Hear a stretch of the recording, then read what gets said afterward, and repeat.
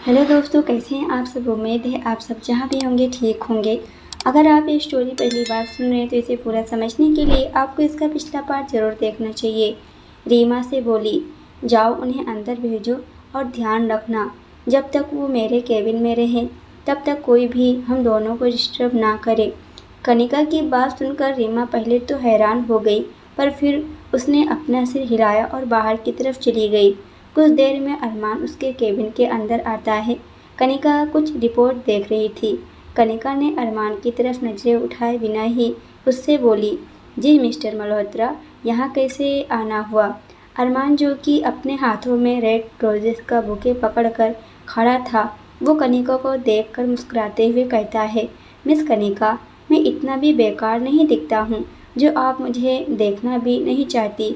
जरा अपनी नजरें उठाकर एक बार मेरी तरफ देख लीजिए, क्या पता मेरे इस दिल को आपकी नज़रों से सुकून मिल जाए। अरमान की बात सुनकर कनिका ने गुस्से से फाइल बंद कर दी। उसने अपनी नज़रें उठाकर अरमान के चेहरे की तरफ देखी। अरमान हमेशा की तरह मुस्कुराते हुए उसे देख रहा था। कनिका उसको देखते हुए बोली, आप यहाँ क्यों आए हैं।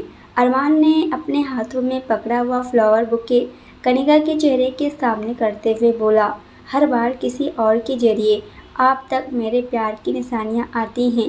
इससे बेहतर मुझे लगा कि क्यों ना मैं आज खुद आकर आपको मेरी मोहब्बत की एक और निशानी दे दूँ। कनिका उसकी बात सुनकर गुस्से से उसके चेहरे को देखती है और अपनी चेयर से खड़े होते हुए उसके हाथ से फ्लावर बुके ले लेती है। अरमान एक पल के लिए देखकर बहुत खुश हो जाता है, पर अगले ही पल उसकी खुशी गायब हो जाती है, क्योंकि कनिका फ्लावर बुके गुस्से से ज़मीन पर फेंक दिए और उन्हें अपने पैरों तले रौंद दिए।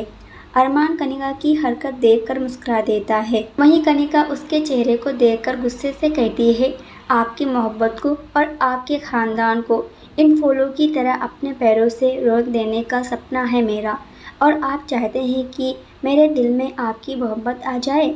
ये तो नामुमकिन है, या फिर आपकी ख्वाहिश है।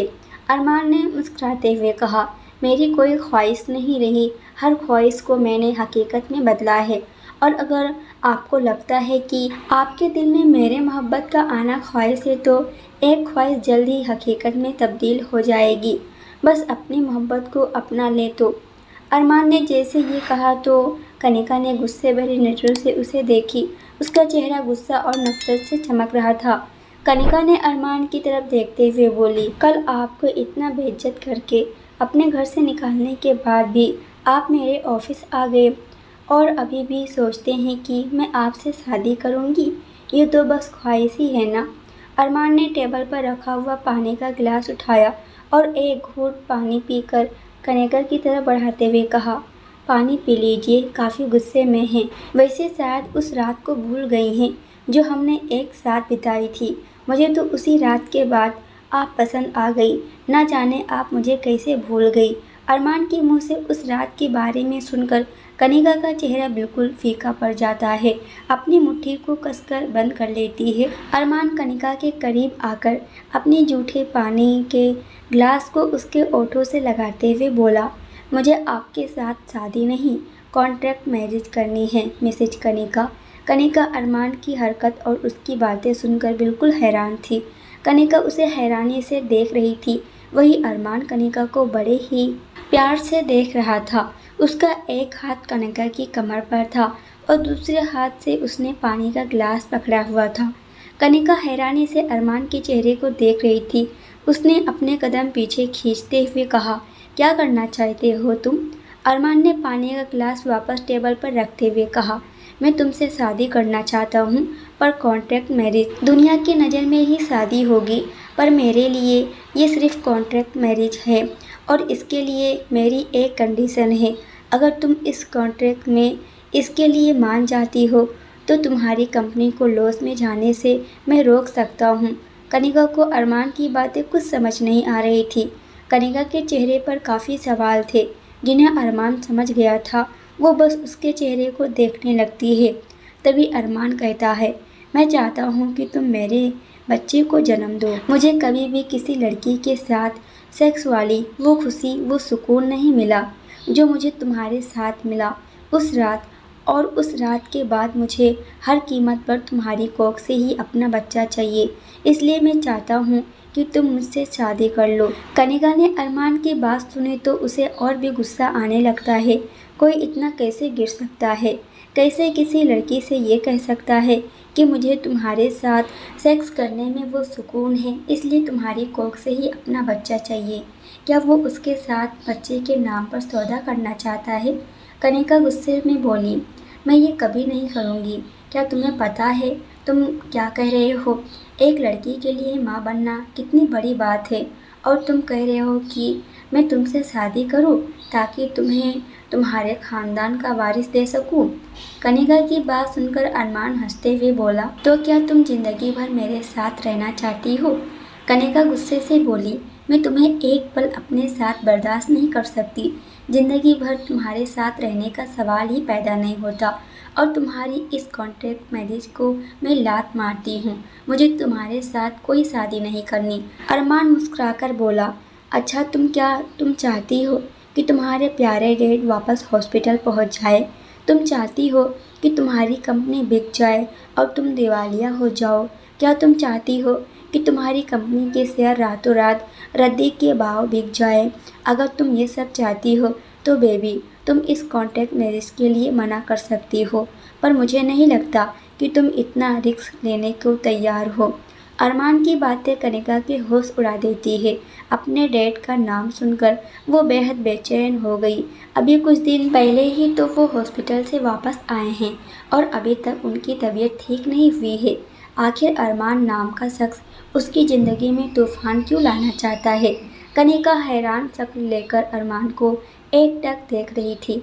अरमान उसके पास आया और उसके ओठों पर अपनी उंगली फेर कर रब करते हुए एकदम उसके करीब आकर बोला, इतनी मदहोशी से मत देखो मुझे। इस वक्त अगर मैं फिसल गया तो तुम संभल नहीं पाओगी। दूर रहो मुझसे। कहते हुए कनिका अरमान से दूर होने को हुई तो अरमान ने उसे अपने करीब खींचा और उसकी गर्दन को अपने हाथों से पकड़कर उसके चेहरे को अपने एकदम करीब ले आया। उसकी आंखें कनिका की आंखों में देख रही थी। कनिका जब तक पहले से कुछ समझ पाती कि अरमान ने अपने ओठ कनिका के ओठ पर रख दिए। कनिका अपने हाथ लगातार अरमान के सीने पर मार रही थी, पर अरमान तो जैसे बिल्कुल दीवाना सा एक जुनून के साथ कनिका को किस कर रहा था। उसने कनिका के ओठों को बेहद जकड़कर पकड़ लिया और उसके ओठों पर लगातार किस करने लगा। अरमान को देखकर ऐसा लग रहा था जैसे वो अभी कनिका के ओठों को पूरी तरीके से कट कर जाएगा। कनिका की जब सांस फूलने लगी तो उसने कनिका को छोड़ दिया। कनिका गहरी सांस ले रही थी। उसकी आंखों में आंसू आ चुके थे और ओठ पूरे तरीके से लाल हो गया था। अरमान ने उसके ओठों पर बाइट भी कर ली थी। कनिका आंखों में आंसू लिए अरमान को देख रही थी कि अरमान उसके करीब आया और वो मुस्कुराते हुए कनिका से धीमी आवाज़ में बोला, मुझे नहीं लगता कि तुम्हें मुझसे दूर होने की ज़रूरत है। वैसे आइंदा मुझे दूर होने के लिए मत कहना बेबी। उन दोनों का चेहरा बेहद करीब था। कनिका ने अपना हाथ उठाया और अरमान के गाल पर एक थप्पड़ मारने की कोशिश की, पर अरमान ने उसके हाथों को हवा में ही पकड़ लिया। अब ये बिल्कुल भी कोशिश मत करना। अपने होने वाले पति की थोड़ी तो इज्जत करो। इस तरह अपने पति पर हाथ उठाना सही नहीं है। कनिका अरमान की पकड़ से अपना हाथ छुड़ाने की कोशिश करने लगी। अरमान ने उसके हाथों को पकड़कर उसे अपने करीब किया और अपने जेब से रुमाल निकालकर कनिका के आंसुओं को बड़े ही प्यार से साफ करने लगा। तुम ये क्या कर रहे हो? दूर हटो मुझसे। कनिका अरमान की पकड़ से अपने हाथों को झटकने की कोशिश करते हुए कहने लगी, ये कीमत थी मेरे लाए हुए फूलों को यूँ रोदने की। अब तुम ही सोच लो, अगर तुमने मेरे लाए हुए प्रपोजल को ठुकराने की कोशिश की तो मैं क्या कर सकता हूँ? फिर तुम्हें उसकी क्या कीमत चुकानी होगी। यह कहते हुए अरमान ने उसका हाथ छोड़ दिया। कनिका ने जब कुछ नहीं बोला, उसकी आंखों से लगातार आंसू बह रहे थे, लेकिन शायद दर्द खत्म हो चुका था। उसे अरमान पर मन ही मन बहुत गुस्सा आ रहा था और उसका मल्होत्रा को लेकर नफरत की सभी एक जैसे हैं। वो अरमान की वजह से और भी ज़्यादा बढ़ गई। रोना बंद करो डार्लिंग, मुझे तुम्हारी आंखों से आंसू बिल्कुल पसंद नहीं हैं। मुझे रोती हुई लड़कियां बहुत ख़राब लगती हैं और मुझे पता है कि तुम कमज़ोर नहीं हो और तुम्हारी आंखों से आंसू कभी नहीं आती। तुम बहुत ब्रेव हो और मुझे तुम जैसी लड़की ही चाहिए ताकि हमारा होने वाला बच्चा भी तुम्हारी तरह और मेरी तरह ब्रेव हो, अरमान ने मुस्कुराते हुए कहा। कनिका अरमान को चुपचाप देख रही थी। अरमान कनिका के पास आता है और अपने हाथों से बड़े ही प्यार से कनिका के आंसुओं को साफ करने लगता है। पर इस वक्त अरमान को अपने इतने करीब देखकर कनिका को उसे सिर्फ नफरत और घिन हो रही थी। कनिका अरमान के चेहरे की तरफ देख रही होती है। अरमान ने कनिका को देखकर मुस्कुराते हुए बोला, मुझे देखती रहोगी या फिर बताओगी कि क्या ख्याल है तुम्हारा? इस कॉन्ट्रैक्ट मैरिज के लिए राजी हो ना तुम? कनिका कुछ देर खामोश रही, फिर उसने अरमान के चेहरे को देखते हुए बोली, हाँ मैं रेडी हूँ, पर मेरी एक शर्त है। कनिका की बात सुनकर अरमान के चेहरे पर एक बड़ी वाली स्माइल आ गई। वो मुस्कुराते हुए कनिका से बोला, तुम्हारी कंपनी को लॉस में जाने से बचा सकता हूँ, ये मेरा एहसान है, पर फिर भी तुम्हारी भी शर्त है। ये तो कुछ ज़्यादा नहीं हो गया मिस कनिका? कनिका उसकी बात को नज़रअंदाज करते हुए कहती है, मुझे आज ही इसी वक्त ही तुमसे शादी करनी है। अरमान ने कनिका की बात सुनी तो उसके चेहरे पर मुस्कान आ गई। वो मुस्कुराते हुए तुरंत अपने जेब से मोबाइल निकाल कर किसी को कॉल करता है। हेलो आदि, मल्होत्रा मेंशन को दुल्हन की तरह सजा दो और शादी के सारे इंतजामात जल्दी से जल्दी करवाओ। अरमान के इतना कहते ही सामने से यस सर की आवाज़ आई और अरमान ने कॉल डिस्कनेक्ट कर दिया। अरमान कनिका के पास आया और कनिका की तरफ अपना हाथ बढ़ाते हुए उसे देखते हुए बोला, कॉन्ग्रेचुलेशंस मिस कनिका शर्मा, अब तुम मिसेज कनिका अरमान मल्होत्रा बनने के लिए। कनिका अरमान के चेहरे पर फैली हुई मुस्कान को देखी।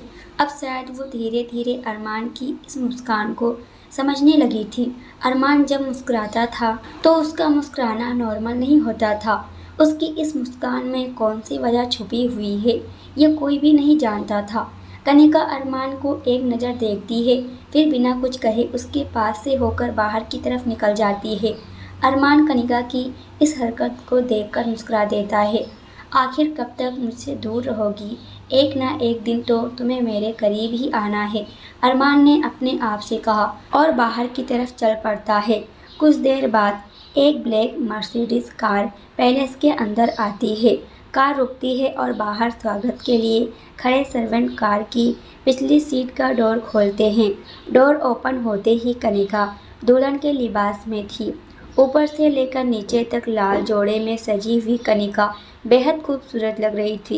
इतनी खूबसूरत कि उसकी खूबसूरती से नज़र हटा पाना नामुमकिन था। हाथों में खूबसूरत लाल चूड़ा, मांग में सिंदूर, गले में मंगलसूत्र। वहीं दूसरी तरफ से अरमान भी बाहर निकलता है। अरमान बिल्कुल किसी परफेक्ट दूल्हे की तरह लग रहा था। अरमान पर शेरवानी बहुत अच्छी लग रही थी। उन दोनों के स्वागत के लिए खड़े सर्वेंट कनिका और अरमान पर फूल बरसाने लगते हैं। मल्होत्रा पैलेस के बाहर मल्होत्रा फैमिली अपनी नई बहू के स्वागत के लिए खड़े थे। उन्हें नहीं पता था कि अरमान शादी करने वाला है। उन्हें ये लग रहा था कि अरमान मल्होत्रा पैलेस में आकर शादी करेगा, पर अरमान कनिका को शादीशुदा जोड़े के रूप में देखकर सभी की आंखें फटी की फटी रह जाती है। इस वक्त प्रियंका घर पर नहीं थी, जबकि घर के सभी मेंबर्स घर पर ही मौजूद थे। साक्षी जी ने अरमान और कनिका को देखकर हैरान थी। मल्होत्रा मेंबर्स ने कनिका को पहचान लिया था। वो जान गए थे कि ये वही लड़की है जो उस रात होटल में नशे की हालत में थी। अरमान कनिका के पास आता है। कनिका ने अभी घूंघट नहीं लगाया हुआ था। अरमान कनिका की तरफ देखा और उसके सिर को घूंघट उठाकर उसके चेहरे तक ढक देता है। हम राजपूतानी फैमिली से हैं और राजपूतों में दुल्हन का घूंघट कंपलसरी है, इसलिए ये घूंघट अभी तुम्हारे सिर से हटना नहीं चाहिए, जाना? अरमान ने कनिका को देखते हुए बोला। कनिका ने अपने नजरें अरमान के चेहरे पर टिकाई हुई थी। अरमान की बातें सुनकर कनिका का मन था कि वो इसी वक्त घूंघट को उठाकर फेंक दे, लेकिन वो ऐसा नहीं कर सकती थी। अरमान ने कनिका का हाथ पकड़ा और उसे लेकर घर की दहलीज पर पहुंचता है। सभी घर वाले उसे हैरानी से बस देखे जा रहे थे। सुमित्रा जी जो कि अरमान की मॉम थी, उनको कुछ समझ में नहीं आ रहा था वो क्या कहें। वो हैरानी से कभी अपने बेटे के चेहरे को देखती तो कभी कनिका के चेहरे को। बस अरमान ने अपनी मॉम सुमित्रा जी को देखते हुए बोला, मॉम आपकी बहू आपके सामने खड़ी है, आरती की थाली कहाँ है? शीला से कहिए कि थाली लेकर आए, हम दोनों की आरती उतारनी है। अरमान की बात सुनकर सुमित्रा और बाकी सब एक दूसरे के चेहरे को देखने लगे। वहाँ सिर्फ खामोशी छाई हुई थी। सुमित्रा जी अटकते हुए बोली, बेटा तुमने शादी कर ली? अरमान मुस्कुराते हुए बोला, हाँ आप सभी यही तो चाहते थे कि मैं शादी कर लूँ, और मैंने कहा था कि जिस दिन मुझे मेरे पसंद की लड़की मिलेगी उस दिन मैं उसे आपके साथ लाकर खड़ा कर दूंगा अपनी पत्नी के रूप में। ये मेरी पत्नी है और मैं इसे पसंद करता हूँ। अरमान ने अलग ही चमक के साथ कहा। उसके चेहरे पर जो खुशी थी उसे देखकर ऐसा लग रहा था जैसे उसे वो चीज़ मिल गई हो जिसे वो कितनी शिद्दत से चाहता था। सुदर्शन जी जो अरमान के डैड थे, जो कि खामोशी से अरमान को देख रहे थे, वो अचानक ही अरमान की तरफ देखते हुए बोलते हैं, पर बेटा हमें लगा कि तुम ये सब तैयारियां मीरा की शादी के लिए करवा रहे हो, लेकिन ये सब इतनी जल्दी?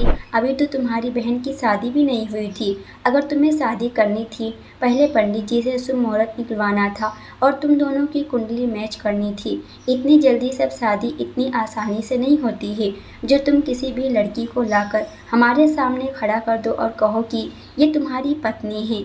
और अरमान तुम जानते हो हमारे घर की शादियाँ इतनी फीकी नहीं होती है, और रात जल्दी हर किसी लड़की को उठाकर हमारे घर की बहू नहीं बना सकते हैं। ये वही लड़की है जो उस रात शराब के नशे में थी। कौन है, कहाँ से है, किसी को कुछ पता है, या तुम ऐसे ही हमारे सामने लाकर इसे हमारी बहू बना रहे हो? सुदर्शन जी की बात सुनकर अरमान के चेहरे का रंग बदल गया, पर अचानक उसके चेहरे पर हल्की मुस्कान आ गई।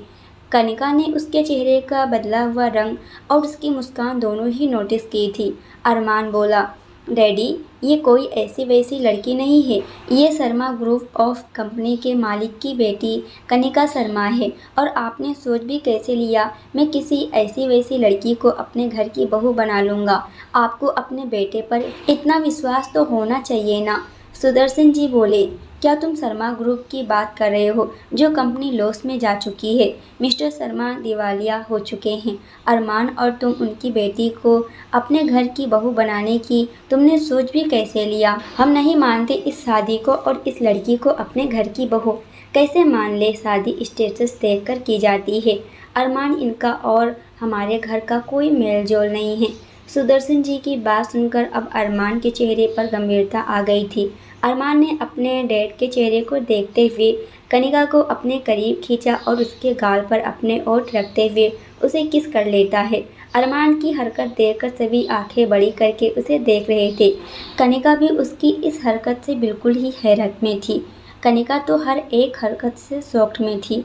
अरमान ने सुदर्शन जी से कठोर एक्सप्रेशन से कहा, अभी ये मिसेस अरमान मल्होत्रा है डैड, और मेरी लाइफ पार्टनर चुनने का हक मुझे होना चाहिए, ना कि किसी और को। And she is my wife and I love her, that's enough.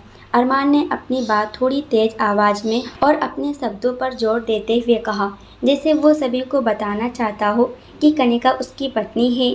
वही उसने कनिका के कंधे को काफ़ी टाइटली पकड़ लिया था। अरमान का स्पर्श और उसकी बातें कनिका के पूरे शरीर में झंझनाहट पैदा कर रही थी। कनिका एक पल के लिए अंदर तक डर गई थी। भले ही वो बाहर से कितना भी स्ट्रांग बनने की कोशिश कर रही थी, पर अरमान कहीं ना कहीं उसे डरा ही चुका था। रात का समय। अरमान की बात सुनकर सभी हैरान थे। अचानक हुई शादी से पूरा परिवार सदमे में था। किसी को कुछ भी समझ नहीं आ रहा था इस माहौल में खुश हो या फिर दुखी। साक्षी जी जो इतने देर से खामोश थी, उन्होंने अरमान से कहा, अरमान तुमने शादी की है ठीक है, पर हम इस शादी को नहीं मान सकते जब तक कि पूरे रीति रिवाज के साथ नहीं हो जाती। और बिना परिवार के तुम दोनों शादी कैसे कर सकते हो? तुमने सोच भी कैसे लिया कि तुम घर के बड़ों की इजाज़त के बगैर ही शादी करोगे? अरमान कनिका का हाथ पकड़कर साक्षी जी से कहता है, दादी बुआ मैंने आपसे कहा था कि जिस दिन मुझे कोई लड़की पसंद आ जाएगी उस दिन मैं आपके सामने अपनी दुल्हन बनाकर उसे लाकर खड़ा कर दूँगा। और आप जानती हैं कि जो बात मैं कहता हूँ वो पूरी तरीके से निभाता हूँ। साक्षी जी अरमान की बात सुनकर उसे कुछ कहने वाली थी, पर उन्होंने सभी की बात को काटते हुए, अब मुझे कोई और कमेंट्स नहीं करना। आपके सामने आपकी बहू खड़ी है, इसका गृह प्रवेश कराएं। अरमान के इस तरह के बर्ताव में गुस्सा साफ दिखाई दे रहा था। घर के सभी लोग अरमान के गुस्से को बाखूबी जानते थे। किसी ने कुछ नहीं कहा, वहीं सुमित्रा जी और बाकी सभी बस एक दूसरे का चेहरा देख रहे थे। अरमान ने सुनीता से घर के सर्वेंट से कहा, जाओ जाकर आरती की थाली लेकर आओ और गृह प्रवेश की सारी तैयारियां फौरन करो। सुनीता अरमान की बात सुनकर सुनीता और लोग तुरंत किचन की तरफ जाते हैं और घर के दूसरे सर्वेंट को साथ में चावल का गिलास, आरती की थाली और लाल सिंदूर से भरे हुए थाली घर की दहलीज पर रख देती हैं। घर के सभी लोग समझ गए कि अरमान कोई मजाक नहीं कर रहा है, उसने सच में कनिका से शादी कर ली है। साक्षी जी ने मुस्कुराते हुए सभी से कहा, अगर अरमान ने शादी कर ही ली है तो अब हमें भी शादी को अपना लेना चाहिए। आज से कनिका मल्होत्रा परिवार की बहू है। सभी लोग ये सब देख रहे थे, पर ज्योति जी ने अरमान की तरफ देखी। अरमान ने आंखों से इशारा किया, जैसे कह रहा हो कि दादी रस्म शुरू करिए, और साक्षी जी ने सुमित्रा जी से दोनों की आरती उतारने को कहा। सुमित्रा जी ने आरती की थाली ली, लेकिन बिल्कुल ही अपने बेमन से वो दोनों की आरती उतार रही थी। उनके चेहरे पर खुशी कहीं भी दिखाई नहीं दे रही थी। अपने बेटे की शादी के लिए उनके मन में कितना कुछ सपने थे, पर वो सपने पूरे भी होने वाले थे या नहीं, सुमित्रा जी को ये नहीं पता था। बहू, इस चावल के कलश को अपने पैर से नीचे गिराओ और इस थाली में पैर रखकर घर के अंदर प्रवेश करो। साक्षी जी की बात सुनकर कनिका ने कलश की तरफ देखा, पर अपने कदम आगे नहीं बढ़ाए। अरमान कनिका को इस तरह शांत खड़ा हुआ देखकर उसके हाथ को पकड़कर थोड़ा कसकर दबा देता है। अरमान की इस हरकत से कनिका थोड़ा सिहर जाती है। उसके हाथों में बेहद तेज दर्द होता है। कनिका ने अरमान की पकड़ से अपना हाथ छुड़ाने की कोशिश की, पर अरमान ने उसका हाथ और भी कसकर पकड़ लिया और कनिका से बोला, स्वीट हार्ट, घर के अंदर प्रवेश करो। तुम्हारा नया घर तुम्हारा स्वागत करने के लिए कब से तैयार है। कनिका ने धीरे से अपने कदम कलश की तरफ बढ़ा दी है। उसके दिमाग में अचानक ही ना जाने क्या आता है। वो कलश को कुछ इस तरह किक मारती है कि कलश से सारे चावल हॉल में बिखर जाते हैं और कलश एक तेज आवाज़ के साथ फ्लोर पर जाकर गोल गोल घूमने लगता है। कनिका के ऐसे करते ही घर के सभी मेंबर्स हैरानी से कनिका को तो कभी कलश को देखने लगते हैं। वही अरमान समझ गया था कि कनिका ने जानबूझकर ऐसा किया है। आई एम सॉरी, कनिका ने बहुत ही धीमी आवाज़ में कहा। कनिका की आवाज़ से सभी का ध्यान उसकी तरफ जाता है। कनिका ने अपनी नज़रें नीचे झुकाई हुई थी। वो चुपचाप खड़ी थी। दोस्तों, आज के लिए इतना ही। इसके आगे क्या होने वाला है ये हम देखेंगे अगले वीडियो में। जब तक ये देखिए, वीडियो पसंद आए तो वीडियो को लाइक और कमेंट करना बिल्कुल भी मत भूलना। अगर आप हमारे चैनल पर नए हैं तो चैनल को भी सब्सक्राइब करना मत भूलना। पूरी वीडियो देखने के लिए आप सभी का बहुत बहुत धन्यवाद।